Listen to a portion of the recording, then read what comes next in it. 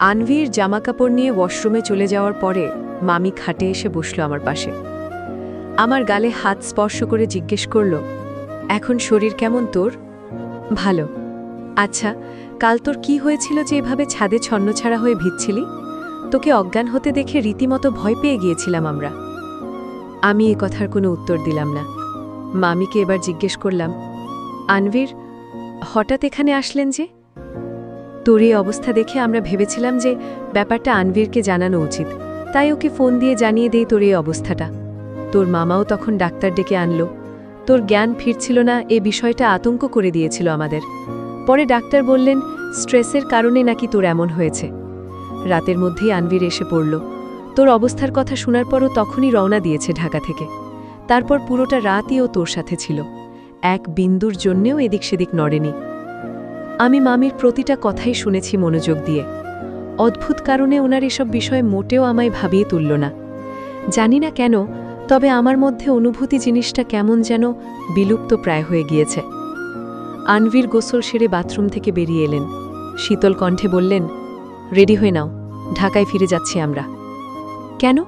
এখানে থাকলে কি হবে? বোকার মতো কথা বলো না। তুমি ভাবলে কি করে তোমার এই অবস্থায় তোমাকে আমি একা রেখে ফিরব? আমি আরও কিছু বলতে গেলেই উনি ধমকের সুরে বললেন, নো মোর ওয়ার্ডস। তুমি আমার সাথে যাচ্ছ, দ্যাটস ফাইনাল। না যেতে চাইলে কোলে তুলে নিয়ে যাব, আমিও দেখব কিভাবে আমায় থামাবে তুমি। আমি বিরক্তি প্রকাশ করে কোনো মতে উঠে জামাকাপড় নিয়ে ওয়াশরুমে পা বাড়ালাম। এবার মামিও মুচকি হেসে রুম থেকে বেরিয়ে পড়লেন। গাড়ি এখন গাজীপুর থেকে ঢাকার পথে যাচ্ছে। আশপাশ দিয়ে শাঁ শাঁ করে ছুটে চলছে গাড়ি। আমি এক পলক আনভিরের দিকে তাকালাম। উনি ড্রাইভ করছেন নির্বিকারে, ভাব করছেন এমন যে আমাদের মধ্যে সবকিছুই স্বাভাবিক। বিষয়টা খুব জাগিয়ে তুলল আমার মনে, তাই সিটে দুর্বলভাবে শরীর এলিয়ে দিলাম। আনভির এবার শীতল কণ্ঠে জিজ্ঞেস করলেন, গতকাল কি হয়েছিল তোমার? That's not your matter. আমি গম্ভীর কণ্ঠে বললাম প্রতি উত্তরে। আনভির একটা স্মিত হাসি দিয়ে আবার গাড়ি চালানোতে মনোযোগ দিলেন। পুরোটা পথে আর কথা হলো না আমাদের। বাসায় পৌঁছেই ভাবি, নুরিয়াপা, মা সবাই ব্যস্ত হয়ে পড়লেন আমায় নিয়ে। আমি আসলে মায়ের সাথে একান্তে কিছু কথা বলতে চেয়েছিলাম, কিন্তু সেটা পারলাম না আনভিরের জন্য। ওনার এ ব্যবহারে আমি তাজ্জব না হয়ে পারছি না। যে মানুষটা রাগ করে দুদিন যোগাযোগ বিচ্ছিন্ন রাখল আমার সাথে, আজ আমার জন্য এত চিন্তা। সবাই রুম থেকে বেরিয়ে যাওয়ার পর আনভির বললেন, আগামীকাল আমরা হসপিটালে যাব তোমার চেক আপ করাতে। কিসের চেক আপ? আমি জিজ্ঞেস করলাম। আনভির বললেন, পায়ের ইনফেকশনের জন্য যেতে হবে। সময় মতো ট্রিটমেন্ট না করলে পরে সমস্যা হবে তোমার। আর তুমি কি এতটাই বেখেয়ালি? পায়ের ক্ষতটা তো ভালো মতোই শুকিয়ে যাচ্ছিল, তাহলে আঘাত করলে কেন ওখানে? এমন কি হয়েছিল? আমি তপ্তশ্বাস ছাড়লাম। আনভির আমায় চুপ থাকতে দেখে কিছুটা রেগে গেলেও তা প্রকাশ করলেন না। হয়তো তিনি চান না আমাদের মাঝে আর কোনো ভুল বোঝাবুঝি হোক। আনভির বললেন, এখন রেস্ট নাও, এই দুর্বল শরীর নিয়ে এত কথা বলতে হবে না। আমি ওনার কথায় হ্যাঁ না কিছুই বলিনি। চুপচাপ জামাকাপড় পাল্টে খাটে শুয়ে পড়লাম। লং জার্নি করার কারণে শরীরটা অবসন্ন প্রায়। তার ওপর কিছুক্ষণ আগে কড়া ডোজের ওষুধ খাওয়াতে খাটের সংস্পর্শে আসা মাত্রই সাথে সাথে চোখে ঘুম জড়িয়ে পড়ল। মাথায় বিশাল টেনশন নিয়ে আমি পায়চারা করে চলছি রুমে। আনভির বাইরে গিয়েছেন কখন, এখনও আসেননি। আজ মেডিকেল এক্সামের রেজাল্ট দেওয়ার কথা ছিল, যা কিনা এই 2-3 দিনের ব্যবধানে এক প্রকার ভুলেই গিয়েছিলাম। আমি বোধহয় প্রথম এমন ছাত্রী যে কিনা এসব নিয়ে টেনশন না করে ব্যক্তিগত আর পারিবারিক ঝামেলা সামলে উঠতে ব্যস্ত। শিউলি ভাবি আমার পাশে বসে আমায় সান্ত্বনা দেওয়ার চেষ্টা করছেন, কিন্তু আমি ওপর দিয়ে শান্ত থাকলেও মনের ভেতর শুরু হয়েছে তুমুল তোলপাড়। কে জানে অল্লাহ ভাগ্যে কি রেখেছে আমার, এসব নিয়েই দ্বিধাদ্বন্দ্বে আছি। আনভির তখনই রুমে প্রবেশ করলেন। ভাবি দেখে বললেন, এসেছো তাহলে? তোমার বউ সাহেবা তো চিন্তায় পড়ে গিয়েছিল রেজাল্টের জন্য। আনভির তৎক্ষণাৎ খাটে ল্যাপটপ নিয়ে বসল। আমার বুক ধুকপুক করছে রীতিমতো। ভয় হচ্ছে, রেজাল্ট কি হবে আমার? ধ্রুব ভাইয়া বলল যে এবার নাকি আমাদের কোচিং সেন্টার থেকে অনেকেই মেডিকেলে চান্স পেয়েছে, যার মধ্যে 5 জনই ডিএমসিতে। আমি অনমনে ঠোঁট কামড়াতে গেলেই আনভির ল্যাপটপের স্ক্রিনের দিকে তাকিয়ে বললেন, খবরদার, ঠোঁট কামড়াবে না। আমি সাথে সাথে স্বাভাবিক হলাম। ভাবি পাশে বসে আমার হাত জড়িয়ে উৎসুক হয়ে বসে আছে। ওয়েবসাইটে ঢুকে কিছু দেখা মাত্রই আনভির তপ্ত শ্বাস ফেলেন। আমি মিহি কণ্ঠে জিজ্ঞেস করলাম, কি হলো রেজাল্ট আমার? আনভির নিশ্চুপ। চুলগুলো এক হাত দিয়ে পেছনে ঠেলে শীতল চোখে তাকালেন আমার দিকে। আমি আবার জিজ্ঞেস করলাম, কি হলো, কিছু বলছেন না যে? তোমার মেডিকেলে চান্স হয়নি আহি। আমি স্তব্ধ হয়ে এলাম এবার। চোখের পলক পড়ছে না, এমনকি কথা বলতেও ভুলে গিয়েছি। আমার বিশ্বাস হচ্ছিল না যে আমি মেডিকেলে চান্স পাইনি, যেখানে আমার প্রিপারেশন অনেক ভালো ছিল। হঠাৎ নিজেকে ছন্নছাড়া মনে হতে থাকল।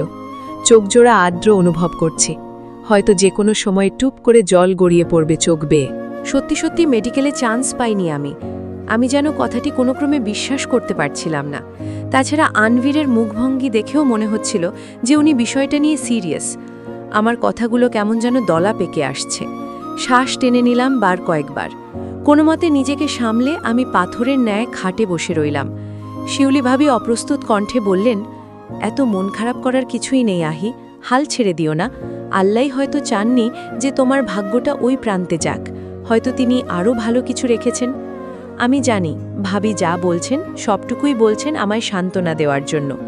আনভীর আমার হাত স্পর্শ করে কিছু বলতে যাবেন, আমি শূন্য মস্তিষ্কে বারান্দার দিকে পা বাড়ালাম। মিহি স্বরে বললাম, আমি কিছুক্ষণ একা থাকতে চাই। আমার এই কথা শোনার পর আনভীর বা ভাবি কেউ আর এগিয়ে আসলেন না। না আসাতেই ভালো হয়েছে। হয়তো তারা দুজনেই বুঝেছেন আমার একা থাকাটা খুব প্রয়োজন ছিল। নিরবিচ্ছিন্ন আধার, দূর দূর বড় বড় বিল্ডিংয়ের টিমটিমে আলোরাশির সমাহারে চকচক করছে প্রাণের শহর ঢাকা। আমি ডিভাইনে বসে রেলিংয়ে মাথা এলিয়ে অপলক দৃষ্টিতে সে দৃশ্য দেখতে থাকলাম।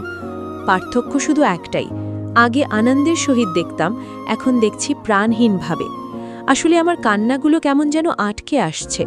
আমার এতদিনের পরিশ্রম, পড়াশোনা, আনভীরের আশা সবকিছুই বৃথা হয়ে গেল। সেই সাথে ছাড়খাড় হয়ে গেল সেই ডাক্তার হওয়ার স্বপ্নটুকু। এভাবে কতক্ষণ বসেছিলাম আমি জানি না, তবে বেশ কিছুক্ষণ পর অনুভব করলাম আমার পাশে আনভীর বসে আছেন, ডিভাইনে হেলান দিয়ে। আমার দৃষ্টি বাইরে থাকলেও আমি বুঝতে পারছি যে ওনার প্রগাঢ় চোখের চাহনি আমাতে আবদ্ধ। আনভীর এবার ডাকলেন, আহি। আমি এবার ওনার দিকে তাকালাম। এই আহি ডাকটিতে অজস্র অনুভূতি আর ভালোবাসা মেশানো ছিল, যা আমার পক্ষে কখনোই এড়ানো সম্ভব না। কি আছে এই মানুষটার কণ্ঠে যা রীতিমতো আমায় তোলপাড় করে দেয়? আনভীর এবার বলে উঠলেন, তোমার এই অপ্রাপ্তিতে আমার কতটা কষ্ট হয়েছে জানো? আমি ভার্সিটিতে রেজাল্ট খারাপ করলেও এতটা কষ্ট পেতাম না, যা তোমার জন্য আমি উপলব্ধি করতে পারছি। তবুও আমি মেনে নিয়েছি যে এটা তোমার ভাগ্য ছিল। তাহলে তুমি কেন মানতে পারছো না? আমি নীরব থাকলাম। উনি নিঃশ্বাস ফেলে জিজ্ঞেস করলেন, কষ্ট হচ্ছে? আমার তখন কি হলো আমি জানি না। রাগ, দুঃখ, অভিমান সবকিছু দূরে ঠেলে আমি ঝাঁপিয়ে পড়লাম ওনার বুকে। চোখের বাঁধ ভেঙে তখন গড়িয়ে পড়ল অজস্র ধারায় পানি। আমি সশব্দে কেঁদে উঠলাম এতে। আমার এই কান্না আনভীরের প্রখর হৃদয়ে গলাতে পারছে কিনা তা আমার অজানা থাকলেও উনি নিজের বলিষ্ঠ হাত দিয়ে পরম যত্নে আমায় আগলে রেখেছেন। আমি এবার কাঁদতে কাঁদতে বললাম, আমার সাথে সবসময় এমন কেন হয় বলতে পারবেন? যা আমি মনে প্রাণে চাই সেটা কখনোই আমি পাই না। আমি খুব আশাবাদী ছিলাম এ ব্যাপারে। নিজের আশা তো ভেঙেছি, সাথে আপনার পরিশ্রম, এক্সপেকটেশন সবকিছু ধূলিসাৎ করেছি। চাচি ঠিকই বলে, আমি আসলেই একজন ব্যর্থ মানুষ। আমার জীবনে ব্যর্থতা ছাড়া। আমায় কথা বলতে না দিয়েই উনি আমার কানের নিকট গম্ভীরভাবে ফিসফিসিয়ে বলে উঠলেন, হুশ, এখন এসব কথা বলে মন খারাপ করো না তো। যা হয়েছে ভুলে যাও। তাছাড়া তোমার এই ফলাফলের জন্য আমিও কিন্তু দায়ী আছি, তা তুমি জানো? আমি ওনার বুক থেকে মাথা না উঠিয়েই বললাম, কিভাবে? উনি আমার চুলে নিজের আঙুলের বিচরণ চালিয়ে বলতে থাকলেন, আমি বেশি স্ট্রিক্ট হয়ে গিয়েছিলাম তোমার পড়াশোনার প্রতি, যা আমার এতটা হওয়া হয়তো উচিত হয়নি। আমি জানি যে তোমার মায়ের মৃত্যুর পর তোমার জীবনটা তিক্ত ছিল, তাই আমি সবসময় চাইতাম তোমায় স্ট্রং করতে। তুমি ভাবতে যে এগুলো সব আমি দায়িত্ববোধের জন্য করছি, কিন্তু এমনটা আসলে না আহি। আমি তোমার জন্য চিন্তা করতাম। সবাই শুধু আমার উপরের ব্যবহারটাই দেখেছে ক্ষণিকের ফলাফলটা, কিন্তু আমি যে তোমার কেরিয়ার গঠনের দিকে ফোকাস করেছিলাম সেটা কারোর নজরে পড়েনি। আমি মৌনতা কাটালাম ওনার কথা শুনে, কেননা আমার আর এখন কিছুই বলার নেই। উনি আবার বললেন, তোমার প্রিপারেশন যথেষ্ট ভালো ছিল আহি। আমি কনফার্ম ছিলাম তোমার মেডিকেলে চান্সের ব্যাপারটি নিয়ে, তবে পরীক্ষার আগে আমার ব্যবহারটাই তোমার হতাশার কারণ। আর ডিপ্রেশন নিয়ে আর যাই হোক, কখনো ভালো পরীক্ষা দেওয়া সম্ভব না, এটা তুমি মানো? আমি ছোট করে মাথা নাড়ালাম। আমার অবচেতন মনে ছোট করে গড়ে উঠেছে ওনার জন্য এক প্রকার সূক্ষ্ম অনুভূতি। সাথে মনে প্রশান্তিও বয়ে চলছে যে উনি চিন্তা করেন আমার জন্য। আমার এতটা স্ট্রং হওয়ার পেছনে আমি মানতে বাধ্য যে আনভীরের অবদান অনেক। আমার কান্নার পরিমাণ আগের তুলনায় কমে এসেছে এবার, তবু একটু একটু কেঁপে উঠছি। আনভীর আমায় নিজের বুকে আগলে পরম যত্নে চুলে হাতের বিচলন চালিয়ে যাচ্ছেন। ওনার উষ্ণ নিঃশ্বাস আছড়ে পড়ছে চুল ভেদ করে গলার প্রান্তে। উনি আচমকা আবার ডাকলেন, আহি। আমি চুপ রইলাম, বুঝাতে চাইলাম যে ওনার কথা আমি মনোযোগ দিয়ে শুনছি। আনভীর আবার নিজের ঠোঁট জোড়া নাড়িয়ে কিছু একটা বলতে থাকলেন আড়ষ্ট কণ্ঠে। বরাবরের মতোই চুলে নিজের হাতের বিচরণ চালিয়ে আমার কাঁপুনি বন্ধ করার জন্য আপ্রাণ চেষ্টা চালিয়ে যাচ্ছেন। আমার ক্লান্ত পরিশ্রান্ত দেহে এবার ঘুম নেমে এলো ধীরে ধীরে। ওনার কোনো কথাই আমার কানে যাচ্ছিল না। আমি তারপর ওনার বুকে মাথা দিয়েই ধীরে ধীরে ঘুমের রাজ্যে ঢলে পড়লাম। হসপিটালে ডক্টরের চেম্বারে বসে আছি আমি। আনভীর নার্সের সাথে কথা বলতে গিয়েছেন, হয়তো কিছুক্ষণের মধ্যেই আমার ডাক পড়বে। পায়ের ক্ষতটা গভীর হওয়ার কারণে ইনফেকশন হয়ে গেছে পায়ে, সেই সাথে শারীরিক দুর্বলতা তো আছেই। আনভীর বেশ কিছুক্ষণ পর আমার পাশে এসে বসলেন। আমার হাত আষ্টে পিষ্টে জড়িয়ে বললেন, বেশি খারাপ লাগছে? ওনার একই প্রশ্ন বারবার শুনতে শুনতে কান ঝালাপালা হয়ে গেছে আমার। বাড়ি থেকে এখানে আসা পর্যন্ত কমপক্ষে 10 বার মহাশয়ের এই প্রশ্নটা করে ফেলেছেন। আমি এবার দাঁতে দাঁত চেপে বললাম, আমার পায়ে জাস্ট ইনফেকশন হয়েছে, প্রেগনেন্ট হয়ে যায়নি। বলেই আমি নিজের হাত ছাড়িয়ে নিলাম। উনি সরু চোখে তাকিয়ে রইলেন আমার দিকে। এ ধরনের কথাবার্তা আমায় বলতে দেখে অবাকও হয়েছেন বেশ। আমার সিরিয়াল নাম্বার আসার পরেই আমি দুর্বল পা চালিয়ে প্রবেশ করলাম ডক্টরের কেবিনে। উনি আমার পায়ের ক্ষতস্থানটি পর্যবেক্ষণ করে বেশ কিছু মেডিসিন দেওয়ার পর পায়ে ব্যান্ডেজ করে দিলেন। নার্স ইতিমধ্যে আমার ব্লাড প্রেশার চেক করে দেখল প্রেশার আমার একেবারেই লো। আনভীর এটা শুনে এমন দৃষ্টিতে আমার দিকে তাকালেন যেন পারলে একদিনেই নিজেরটা সহ আমার প্রেশার হাই করে ফেলবেন। পায়ে সেভলন দিয়ে মুছে দেওয়ার সময় আমার ব্যথার জায়গাটা প্রচণ্ড জ্বালাপোড়া করছিল, কিন্তু পুরোটা সময় আনভীর আমার হাত ধরে দাঁড়িয়েছিলেন সেখানে। নার্সের ব্যান্ডেজ করাতে গিয়ে আমার মুখে একটু শব্দ হলেই আনভীর কড়া গলায় বলে দেয় যে আমি যেন কোনো ব্যথা না পাই। উনি এমন ভাব করছিলেন যেন ওনার পায়ে ব্যান্ডেজ হচ্ছে। ডাক্তার তারপর গ্যাস্ট্রিক আর ব্যথার ওষুধ প্রেসক্রাইব করে দিলেন আমায়। বললেন নিয়ম মাফিক খাওয়া দাওয়া করতে। আমি আর আনভীর চলেই যাচ্ছিলাম, তখন ডাক্তার বললেন আনভীরের সাথে কিছু কথা আছে ওনার। তাই আনভীর ইশারায় বললেন আমায় একটু বাইরে গিয়ে বসতে। তাই আমি বাইরে গিয়ে বসে পড়লাম। আমার কোনো ইন্টেনশন ছিল না ডাক্তারের কথাগুলো শোনার জন্য, কিন্তু আমি যেহেতু দরজার সামনেই বসেছিলাম তাই অনিচ্ছাবশতই তাদের কিছু কিছু কথোপকথন আমার কানে ভেসে আসে। লিসেন মিস্টার আনভীর, আপনি যদিও আপনার ওয়াইফের ব্যাপারে আমায় কিছু বলেননি, তাই আমি আপনাদের পার্সোনাল লাইফে ঢুকতে যাব না।